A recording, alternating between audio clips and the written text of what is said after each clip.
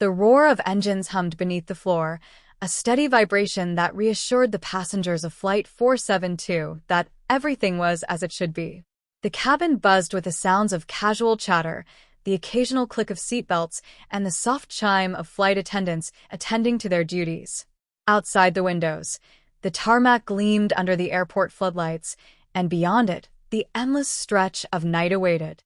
The pilot's voice crackled over the intercom, warm and professional. "Ladies and gentlemen, this is Captain Reynolds speaking. We are cleared for takeoff. Expected flight time to London Heathrow is just under 7 hours. Weather conditions are clear, and we anticipate a smooth ride. Sit back, relax, and enjoy your flight." The aircraft began its slow roll onto the runway, picking up speed until the force of acceleration pressed everyone back into their seats. Within seconds, the wheels lifted, and the massive jet soared into the dark sky, leaving behind the city's twinkling lights. Everything was normal, routine. Just another night flight across the Atlantic. In first class, a businessman loosened his tie, already opening his laptop to finish a late-night report. A young couple on their honeymoon leaned into each other, sharing a set of earbuds. In economy, a mother shushed her toddler, gently bouncing him on her lap while he fought against the pull of sleep. Across the aisle, an elderly man adjusted his reading glasses, flipping through a well-worn novel. At 30,000 feet, the plane leveled out, and the seatbelt sign blinked off. Flight attendants moved through the aisles, offering refreshments. A sense of comfort settled over the passengers, lulled by the soft hum of the engines and the predictability of air travel. Then something changed. It was subtle at first, a flicker of the overhead lights, the briefest tremor beneath the floor. Barely noticeable. A few passengers glanced up but quickly dismissed it. But then came the jolt. A sudden, violent shudder rocked the plane, sending drinks spilling onto trays, startling passengers from their conversations. The mother in economy gasped as her toddler whimpered, and the businessman cursed under his breath as coffee splashed onto his keyboard. The intercom chimed, but instead of the reassuring voice of Captain Reynolds, there was only static. The plane jerked again, this time more aggressively. The flight attendants exchanged uncertain glances, their smiles faltering. One reached for the phone to contact the cockpit, but before she could speak, the plane gave another sudden drop, as if something unseen had yanked it downward. Passengers cried out, hands clutching armrests, eyes wide with fear. Oxygen masks didn't deploy. There was no warning alarm. Just the eerie silence of uncertainty mixed with the murmurs of distress. Outside the windows, the inky night stretched endlessly in every direction. No city lights. No stars. No horizon. Just darkness. Panic set in. People demanded answers, but there were none. A flight attendant struggled to maintain her composure, her knuckles white as she gripped a seat for support. "Ladies and gentlemen, please remain calm. We're experiencing some turbulence, but everything is under control." But was it? A man near the front pointed out the window, his voice rising in alarm. "Where's the moon? Where are the stars?" Heads turned, eyes scanning the windows. He was right. The sky was empty, black, devoid of anything familiar. Then, the final transmission crackled through the cockpit radio, faint but chilling. The co-pilot's voice, strained and confused. "This is Flight 472 requesting landing clearance, but where are we?" The silence in the cabin was deafening, a stark contrast to the normal hum of an aircraft in flight. Flight 472 had become a ghost ship in the sky. The passengers, gripped by an unnatural stillness, held their breath, as if even the slightest sound might shatter whatever fragile reality they were now trapped in. The flight attendants, trained to mask their own fear, were failing. Their eyes darted toward one another, searching for answers that simply did not exist. The cockpit door remained sealed, an impenetrable barrier between the unknown and the growing fear swelling through the cabin. Someone stood, an older man in a neatly pressed suit, his voice hoarse with confusion. "What is happening?" he asked, though no one had an answer to give. A flickering light overhead cast eerie shadows on the walls, and then the plane shuddered again, as if reality itself was slipping. The seatbelt sign wasn't illuminated, yet no one dared to move. Beyond the windows, there was nothing. The darkness was thick, swallowing any remnants of the familiar world they had left behind. No stars. No distant city lights. No sign of earth, ocean, or sky. The mother in row 17 clutched her child tightly, whispering soft reassurances, though she herself was teetering on the edge of terror. A businessman who had been engrossed in his laptop minutes ago now pressed his forehead against the window, squinting, searching for any sign of something beyond the void. A soft chime rang through the speakers, signaling an announcement. All eyes turned toward the front of the cabin. A voice crackled through the intercom, low and distorted, warped by static. Flight 472 requesting landing clearance, but where are we? Gasps rippled through the cabin. The voice belonged to the co-pilot, but it was strained, filled with something beyond confusion. Fear.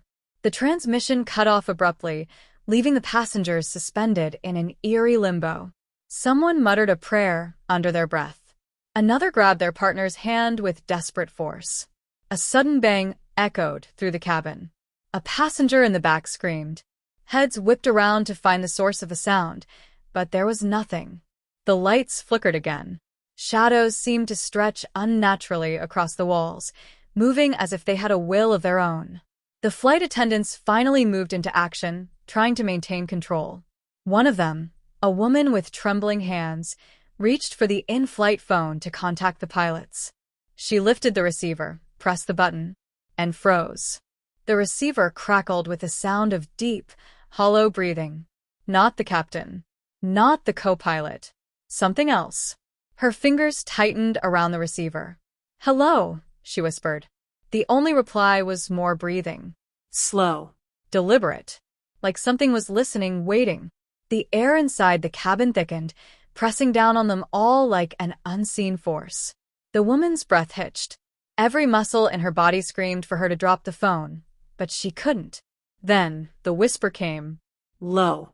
Unrecognizable. A language she didn't understand. She slammed the receiver down, her face drained of color. "We need to get to the cockpit," she murmured, more to herself than to anyone else. Another jolt sent the plane lurching.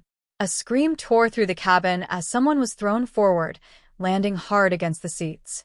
The lights strobed violently, casting everything in flashes of white and black. And then, all at once, the plane stabilized. The air was still again. The lights held steady. But the cockpit door was open. The passengers, wide-eyed and breathless, turned as one toward the front of the plane. The flight attendants hesitated. From inside the cockpit, the instruments were dead. No glowing buttons, no blinking monitors. Just empty, lifeless controls. The pilot's seat was vacant. The co-pilot's chair, empty. The radio fizzled and crackled with static. The plane was flying itself. A heavy stillness hung over the cabin of Flight 472. The once soothing hum of the engines now carried a different weight, an underlying unease that crept into the minds of every passenger. Fear clung to the air like an invisible fog, thickening with every passing second. The cockpit door gaped open, revealing nothing but an empty void where the pilots should have been. The plane flew itself, yet no hands guided it.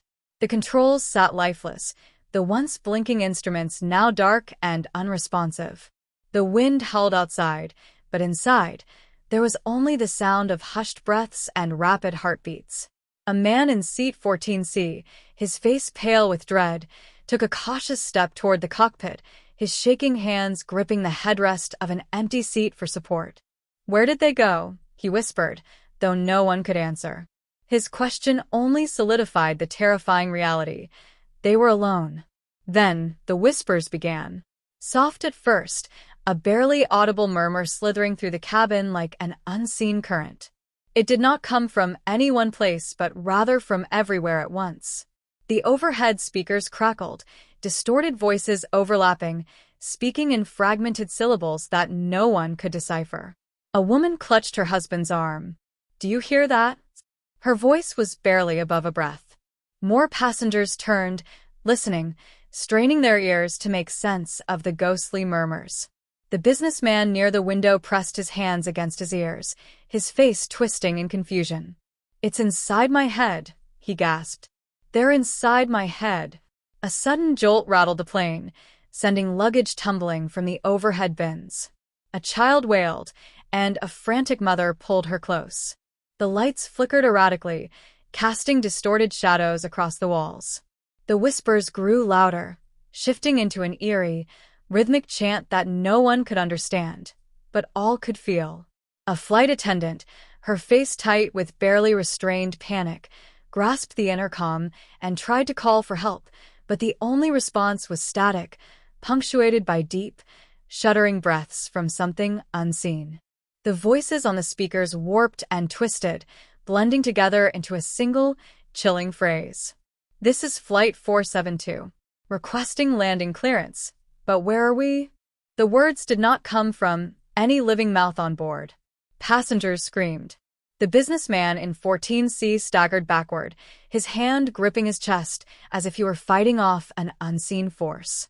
The whispers became a roar, a cacophony of voices speaking over one another, pressing into the minds of those on board. Then silence. Complete. Utter silence. The plane no longer shook. The lights held steady. The whispers ceased as suddenly as they had come.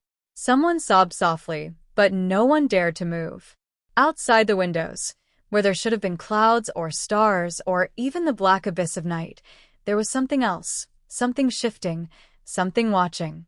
The darkness outside was no longer empty. It had form. It had presence. The void itself seemed to lean in, peering through the thin glass, pressing against reality, bending it. A flight attendant gripped the armrest of a seat, her knuckles white. "We need to..." She never finished her sentence. The plane tilted sharply. Gravity yanked them sideways, bodies slamming against seats and walls as the aircraft spiraled. Oxygen masks deployed, swinging like pendulums as passengers screamed. But through the chaos, the intercom sputtered to life one last time, the same haunting phrase reverberating through the speakers. "This is Flight 472. Requesting landing clearance. But where are we?" The voices faded into nothingness, swallowed by the ever-consuming dark. And then, in the blink of an eye, Flight 472 was gone.